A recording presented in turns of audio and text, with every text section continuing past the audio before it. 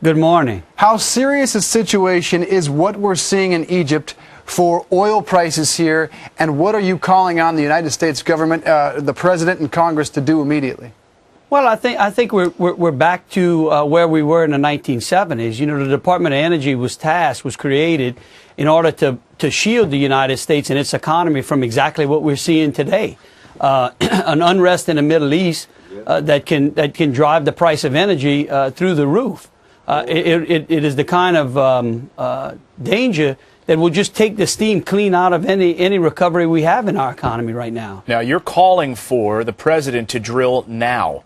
Obviously, given the April 20th explosion there on the Deepwater Horizon rig, there's all kinds of regulations in place for deep water drilling. You say this is something they need to start doing today and lift some of these regulations.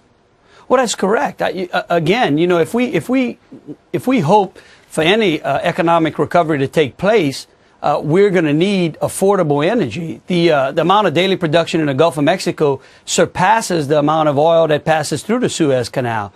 If we have a problem in the Middle East, if that canal is shut down, the price of oil and the price of gas that we pay at the pump for all Americans are going to pay is going to go through the roof. But, Congressman, wouldn't the president say that we're in the middle of a crisis right now, at least Egypt is, that we're monitoring, and that's no time to set policy or to change policy? Well, what the problem is that the policy that we've had in the past has failed us. That's exactly where we are today.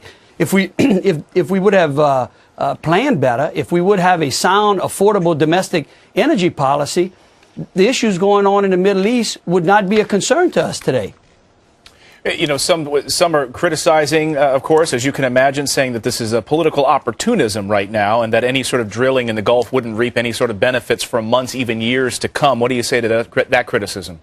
Well, I'll just tell them that, you know, it does take a while for us to put our production on in the Gulf of Mexico, and that's why it's so important for us to get started now. Again, if we would have a sound energy policy here in this country, we wouldn't be in the danger we are today.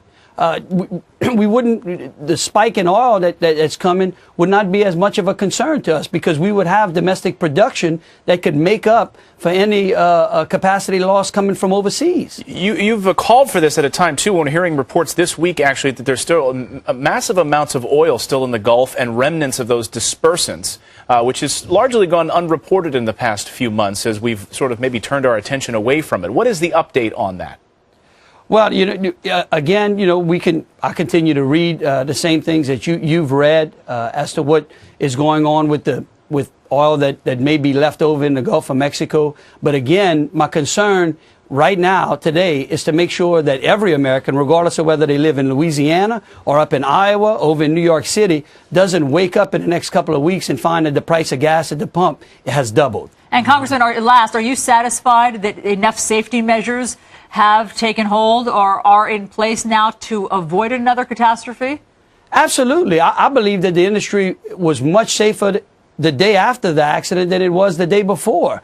You know, we can pile on regulation after regulation.